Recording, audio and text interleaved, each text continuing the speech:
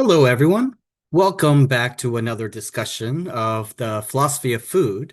In the last 2 weeks, these last two remaining modules of the course, we're going to spend some time looking at the four concluding chapters of Paulin's book In Defense of Food. The first two of those four chapters that we're going to look at are Escape from the Western Diet and Eat Food, Food Defined.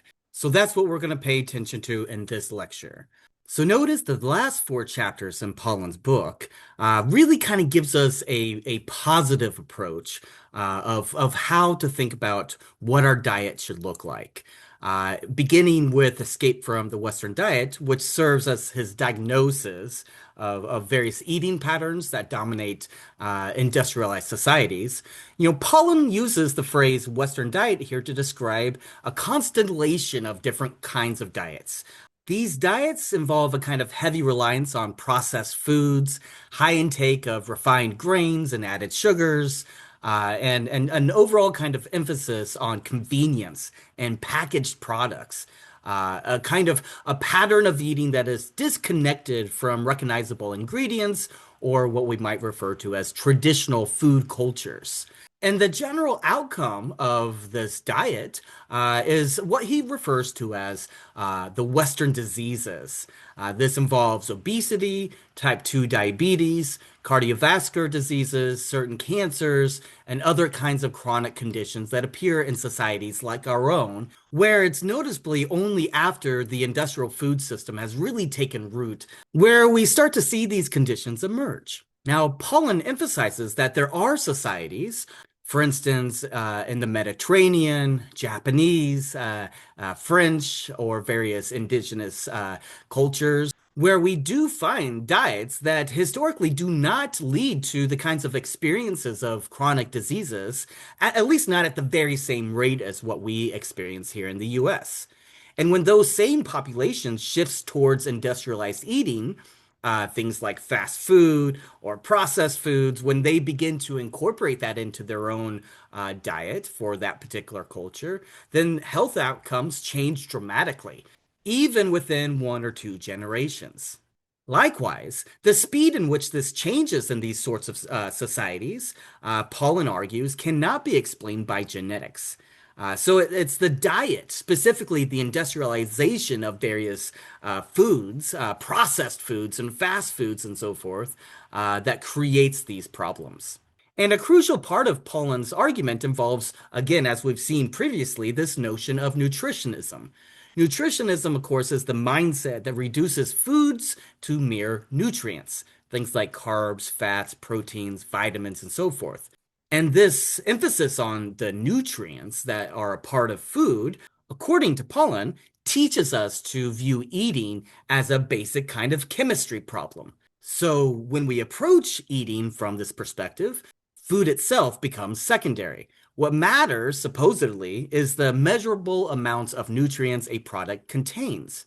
So, according to Pollan again, the problem that we get is that nutritionism keeps consumers dependent upon whatever scientists say and whatever is endorsed by the industry, experts who disagree constantly about which nutrients are actually harmful and which are not. So, as we've seen previously, in the 1980s, fat was the villain, and in the 1990s, carbs were the villain. And then more recently, it was trans fats that are the villain. Now, that's not to say that these things are not problematic, right? But the point that Pollan is trying to make is that when we begin jumping back and forth between different nutrients that are bad and which ones are good, for instance, when we jump between sugars, seed oils, gluten, ultra processed foods, and so forth, then this kind of shifting of narratives keeps the kind of a continual uncertainty that makes people fear food itself, right? We're always constantly looking for the right ingredients, the right substances, rather than thinking of food as a part of our culture. Indeed, Pollan thinks that it's this very uncertainty that's produced by nutritionism that benefits the companies, right, at our own expenses.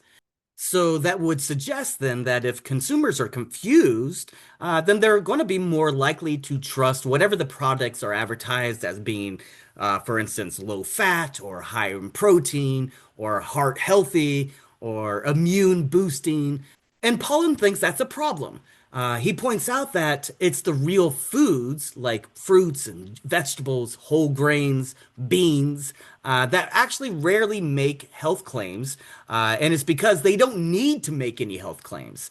Rather, it's the highly processed foods that are continuously and loudly announcing their so-called nutritional virtues. Take, for instance, some sugary breakfast cereals that are marketed as being whole grained or forfeited with vitamins, relying upon this basic assumption of nutritionism to override the fact that they are still highly processed and oftentimes high in sugar content. Or another example that Pollan gives is of the low fat craze in the 20th century when Americans aggressively avoided different kinds of fats. Food companies obliged by selling low fat versions of almost every product imaginable. These companies then went on to replace the flavor and the texture that was lost when fat was removed with manufactured added sugars or refined starches or artificial thickeners, which often created products worse for our health than the original products. And Americans became fatter, not thinner. Indeed, during the very height of this kind of low fat revolution that we certainly saw in the 20th century, Poland then reads this as evidence that the nutrient based approach itself is likely misguided. So, for the last part of the book here, what Pollan is essentially arguing is that when we try to escape the Western diet, this is going to require that we step outside of the cycle of constantly replacing one bad guy with another bad guy, which is just simply going to leave us in a state of confusion about the food that we're eating, which also directly ties back to what Placius describes. We talked about this at the very beginning of the semester with regard to how we know what we're eating and how we have to rely upon the labels to tell us. Here, Pollan's arguing that we should turn to the traditional diets that we have and that are passed down from generation to generation, not because they represent some perfect scientific balance, but rather because they have been tested across generations. For instance, the Mediterranean diet. This diet emphasizes vegetables and olive oils and seafood, foods that are recognized as food. Or when we consider the traditional Japanese diet that focuses on things like rice and fish and vegetables or soy. In both of these sorts of cases, the health outcomes historically have been very good. And though their nutrient profiles differ dramatically, what matters in these two cases is not simply the nutrients that are in the products, in the food, but rather it's the absence of what we find in the Western diet. So Pollan ends this chapter then by emphasizing the path forward. He's trying to give us a way to approach our own diets that's a positive take on what we can do. And it's not complicated, right? If we move away from processed foods and towards a diet based upon real ingredients, then according to Pollan, we can escape this kind of this problem of the Western disease, as he calls it. But at the same point, understanding that we need to really think serious about what counts as real food, and that's actually going to be a lot trickier than it might seem initially. So then this leads us directly into the next chapter, where Pollan attempts to define food in the modern supermarket landscape, right? This chapter is called Eat Food, Food Defined. And Pollan begins this chapter with a very surprising observation that in many grocery stores today, the majority of what you find is not actually food, at least not in the traditional sense. He estimates that food-like substances often outnumber foods, whole foods, by a wide margin. And this is especially the case in the central aisles. I've included a few videos for you to watch where he discusses this. So I want you to pay attention to those as well. And when we notice that the central aisles contain all of these products that are not real food, then it becomes clear that these are products constructed from industrial ingredients, corn derivatives like high fructose corn syrup or corn starch. or soy isolates hydrogenated oils, artificial sweeteners, stabilizers, and flavor compounds, preservatives of all sorts. Right, that's the main ingredients that we end up finding in these food-like substances. And here, Pollan argues that many of these products are designed more for shelf stability.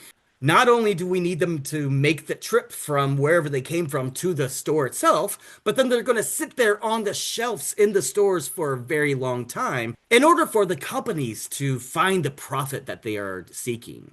Now, one of the most famous sort of tests that Pollen gives us for identifying real food is what we might call your great grandmother's rule.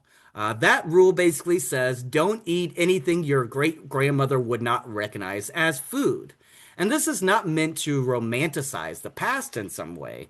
Instead, it highlights the rapid use of industrial products like Go-Gurt, energy drinks, or cheese foods, or protein bars with 25 different ingredients that have no clear historical precedent.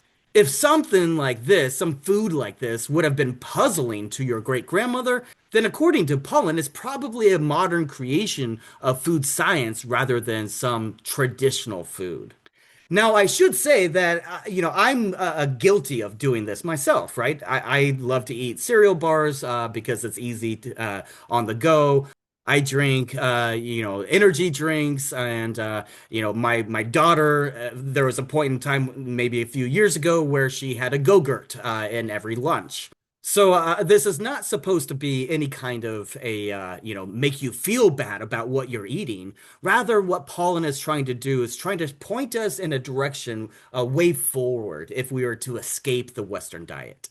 And he argues that the ingredient lists are an important signal for this. If a product contains more than 5 ingredients, or if it contains chemicals that you can't even pronounce, then that should be a warning sign.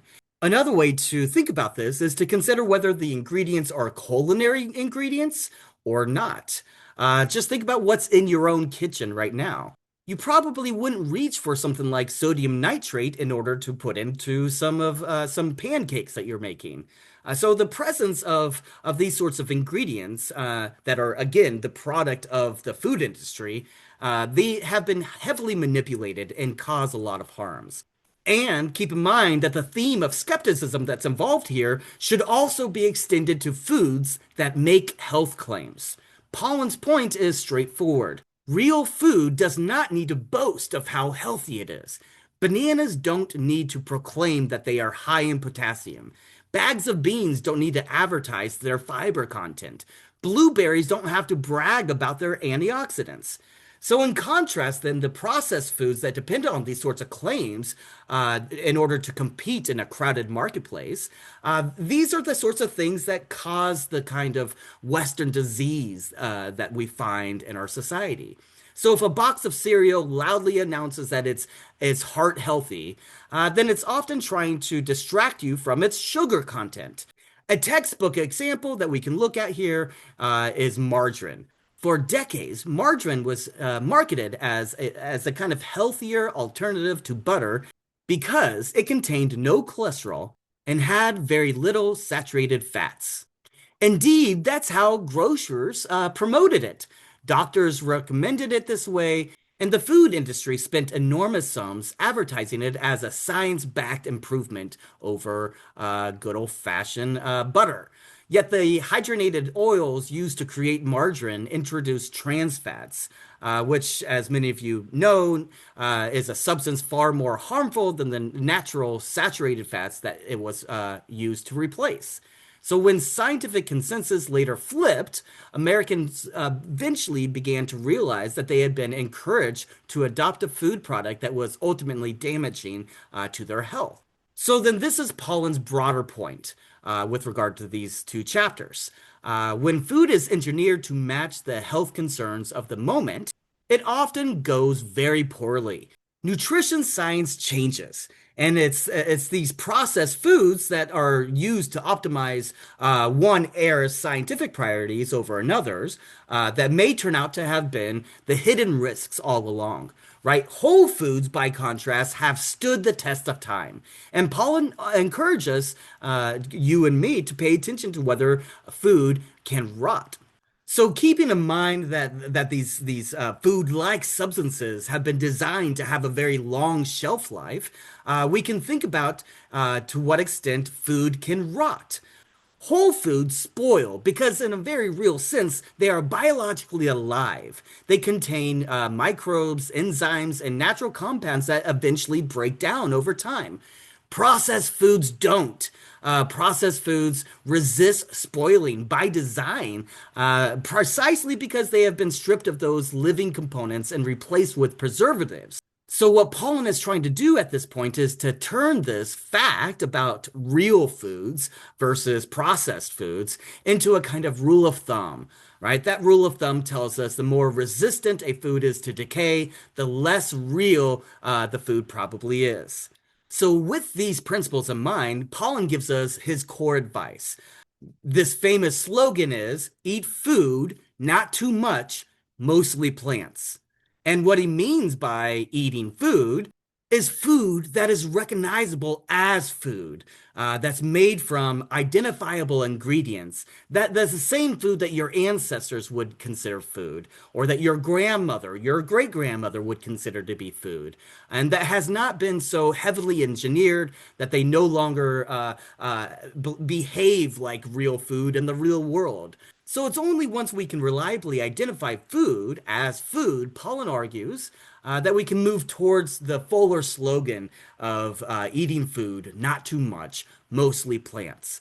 And this of course builds upon the foundation of eating real food in the first place.